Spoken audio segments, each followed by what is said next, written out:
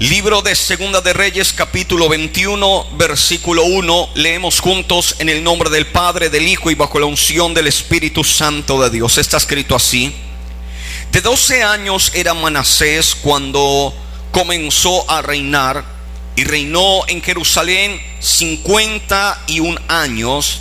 El nombre de su madre fue Epsiba, e hizo lo malo ante los ojos de Jehová, según las abominaciones de las naciones que Jehová había echado delante de los hijos de Israel, porque volvió a edificar los lugares altos que Ezequías su padre había derribado.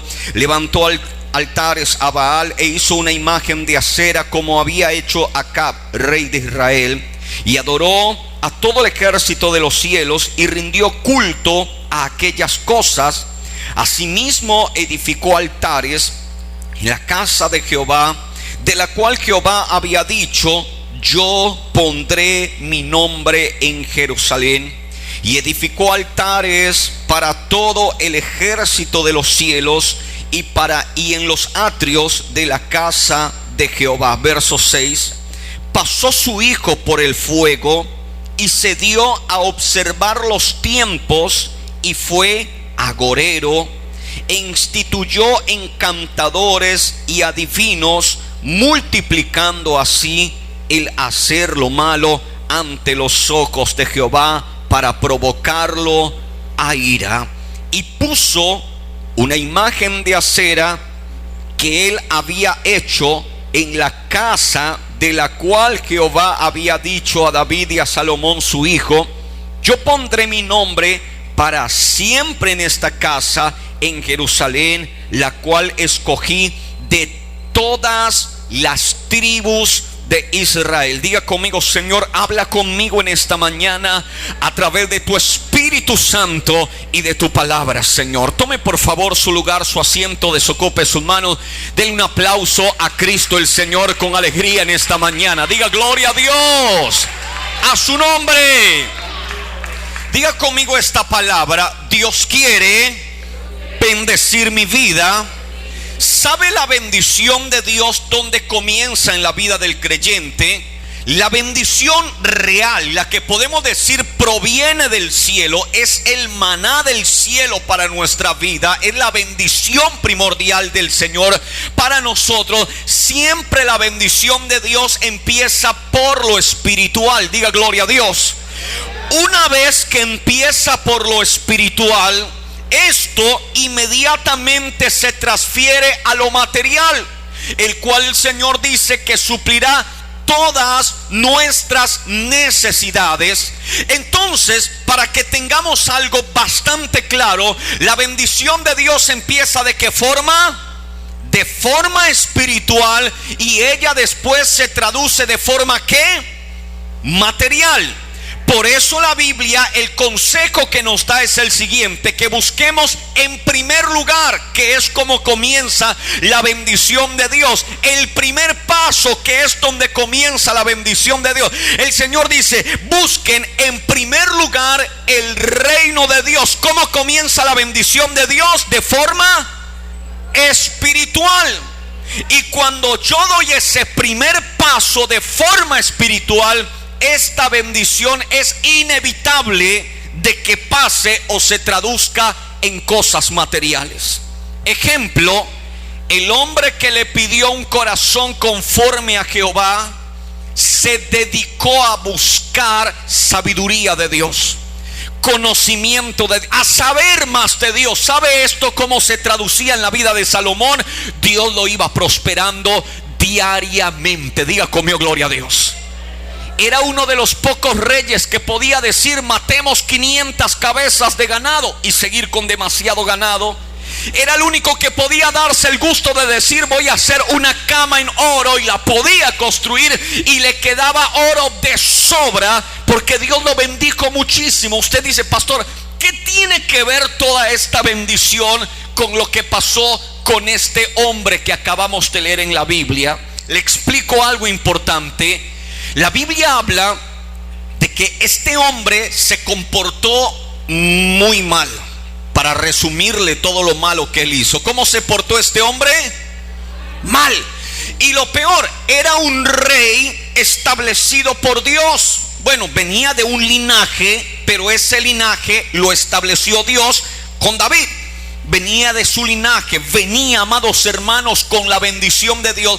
Pero este hombre, dice la Biblia, que se dedicó a hacer cosas malas. Pero quiero centrarme en una en específica. Todas las maldades que este hombre hizo, por ejemplo, enumeremos algunas antes de entrar en la parte que quiero hablar. Y es que este hombre se dedicó, dice la Biblia, a mirar los tiempos. ¿Sabe? Esa traducción de mirar los tiempos significa la persona que quiere conocer el futuro. Lo hacían los adivinos, lo hacían los que supuestamente leían las estrellas y mediante a las estrellas conocían acontecimientos futuros. Hoy en día más conocido, qué sé yo, como el horóscopo, que mucha gente le gusta leer. Abre ahí a ver qué me depara el destino para mí. Hoy es un día especial para ti, y él siente que es un día especial. Esto lo hacen mediante a ese tipo de prácticas antiguas que no tiene que ver nada con Dios. Y ese hombre se empezó a fascinar con lo que venía en el futuro. Entonces este hombre se informaba, este hombre miraba las estrellas, este hombre, si en su época hubiera habido horóscopo, no se lo perdía ni un solo día. Todos los días estaba al pendiente de esto, y eso empezó a abrir puertas para que él hiciera cosas todavía peores. La Biblia dice que pasó su hijo por el fuego, que era una práctica que nada tenía que ver con Dios. Estableció adivinos en vez de profetas de Dios, estableció adivinos, agoreros. Incluso a él se le señala como un agorero. Diga conmigo, gloria a Dios, porque él aprendió, o sea, él creció en el conocimiento de todo lo que tenía que ver ese mundo oculto. Este hombre creció en ese sentido, y en los caminos de Dios disminuyó. Ahora, ¿qué pasa con este hombre? Pasa lo siguiente: cuando él le entregan el reino, le entregan el reinado, le entregan también la casa de Dios. ¿Qué le entregaron a él? La casa de Dios. Y le dicen: mire, esta es la casa de Dios. Dios colocó ahí su nombre en todo el mundo. En este lugar es donde está su nombre y donde Dios lo escogió. Este lugar es para cuidarlo, es para protegerlo, no lo vaya a dañar. Este es precisamente para buscar la presencia de Dios. Cuando este hombre contaminó su corazón, ¿sabe qué empezó a hacer ese hombre? Dijo: bueno, si esa es la casa de Dios, ese es el templo de Dios, entonces hagamos un altar para Baal. Y creó un altar para un dios pagano. La Biblia dice que con su propia mano dibujó, no sé si en óleo, no sé si con simplemente lápiz, qué sé yo, dibujó él mismo, dice la Biblia. No pidió a un artista, él mismo agarró, pintó una imagen de acera, la llevó a la casa de Dios, la puso dentro de la casa de Dios. Creó altares para otros dioses, colocó imágenes para una diosa dentro de la casa del Señor. Y la Biblia dice que esto trajo a ira al Señor. Ahora pare y piense por un momento. La casa de Dios, Dios la estableció para que solo su nombre estuviera en ese lugar. Y como este hombre, el hombre malo que estamos hablando, el rey, quería que las cosas religiosas que él creía estuvieran dentro de la casa de Dios, cosas que no estaban dentro de la casa de Dios, él las agarró de afuera y las introdujo allá. Diga gloria al Señor. Yo me imagino que él llegaba al templo y él decía: vengo a buscar al Señor. Pero ese templo estaba lleno de cosas que no tenían nada que ver con Dios. Pero él la acondicionó para que se adoraran los ángeles, como mucha gente hace. Pastor, yo le rezo al, qué sé yo, al ángel Miguel, al ángel Gabriel, al ángel, no sé cuántos ángeles puedan existir. A esto se refiere el ejército de los cielos al cual se le rendía culto. Entonces todos estos los metió dentro de la casa de Jehová. Y escuche una cosa: ¿sabe usted que no es muy diferente lo que hizo ese hombre a lo que pasa hoy en día con muchas personas?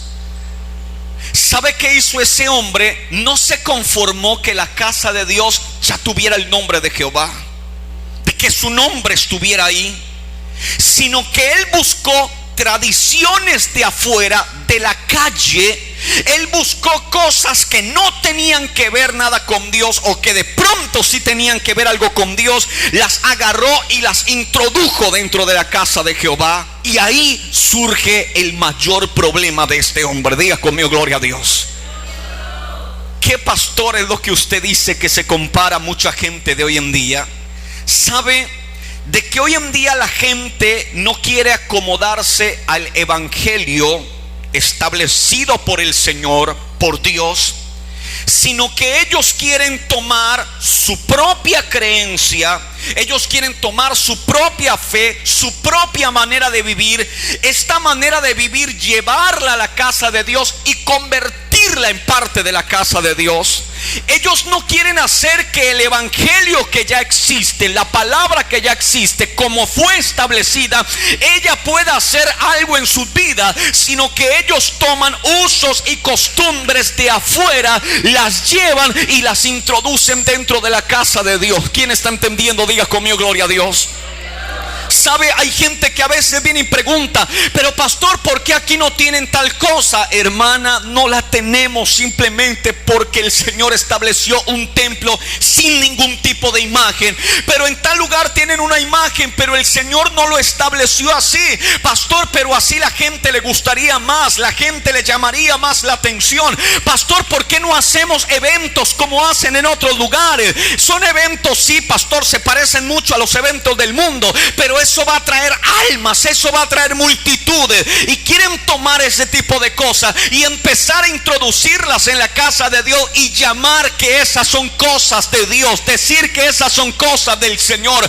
Cuidado, porque Dios estableció para ti, para mí, para toda la iglesia un evangelio santo, un evangelio correcto, un evangelio bueno. ¿Para qué? Para que fuera un evangelio espiritual. Levante la mano y diga gloria a Dios. Esto empieza a pasar cuando se pierde el respeto por las cosas de Dios. Diga gloria a Dios. Cuando se pierde el respeto por las cosas de Dios, se empiezan a hacer cosas malas y se le llama a esas cosas malas, se le empiezan a llamar que son buenas a su nombre. Se le empieza a decir: pastor, pero no es malo, es bueno. Pastor, pero no es tan terrible, eso sirve, eso ayuda, pastor. Y lo empiezan a introducir en la casa de Dios, siendo y cuando el Señor, cuando vino a la tierra, nos demostró algo importante. Cuando Él llega al templo y en la parte de afuera del templo estaban vendiendo, dice la Biblia, Él dio azotes de cuerda. La traducción de azotes de cuerda es: agarró una cuerda, un látigo, como usted le quiera llamar, y golpeó a su nombre, y golpeó las mesas, golpeó el lugar donde estaban trabajando. Y el Señor dijo: esta es casa de Dios, es casa de oración, y así será llamada. ¿Qué es lo que el Señor nos quería decir? La casa de Dios no se puede combinar con otra cosa, no se puede misturar con otra cosa. Pastor, está bien eso en la casa del Señor, pero es que usted y yo somos templos, somos también casa de Dios. Y Dios quiere habitar en tu vida, Dios quiere habitar en mi vida, y que seamos exclusivos de Él y para Él. Levante la mano y diga gloria a Dios. ¿Cuántos son del Señor? Diga amén. Entonces en tu vida solo debe de habitar ¿quién? No puedes traer costumbres para convertirlas y decirle: Dios, acéptame de esta forma. Porque si algo sabe hacer el evangelio es cambiar a las personas. Si algo sabe hacer el evangelio es transformar el corazón de las personas.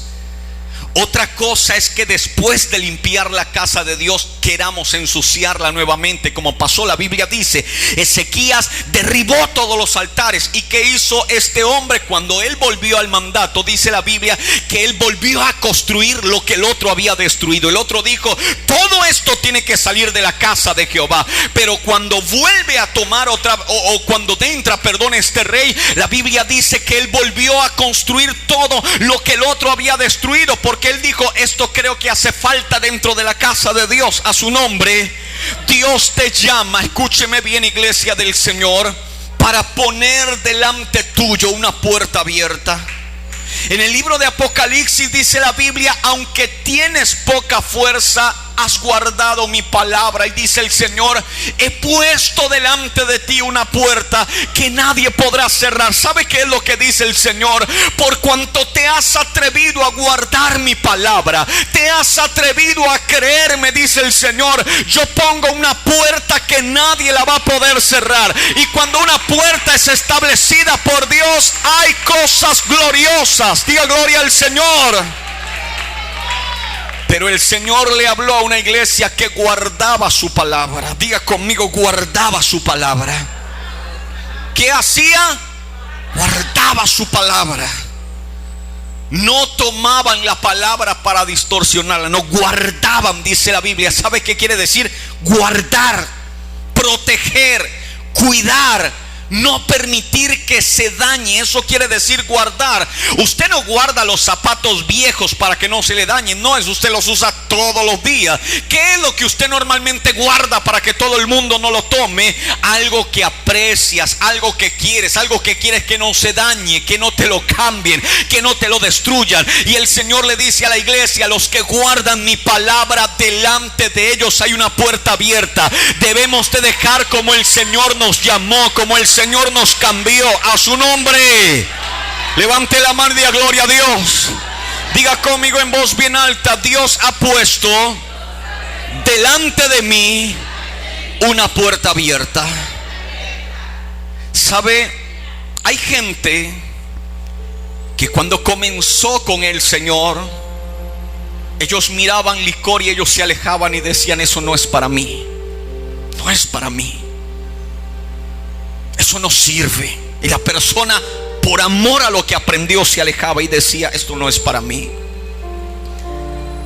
Pero cuando pasa el tiempo, él trata de introducir lo que un día rechazó a las cosas de Dios. Alguien de pronto te dijo: mira, no es malo que tomes un poquito. Y de verdad, no es malo que tomes un poco, no es malo. Y esto lo digo no en broma, lo digo en serio. Queda grabado. No es malo tomar un poco, porque a Timoteo Pablo le dijo: toma un poco por tus múltiples enfermedades. El vino no era solo para borrachos. El vino servía para ciertas enfermedades. Y Pablo le dijo a Timoteo: toma un poco a causa de tus enfermedades. Pero ¿sabe cuál es el problema de esto?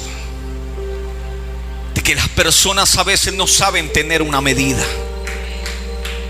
Diga gloria a Dios. ¿Sabe qué hacía Timoteo? Tomaba un poco por su salud. O sea, no lo hacía por hobby. Porque hay algunos que no necesitan el vino, pero lo compran y lo toman.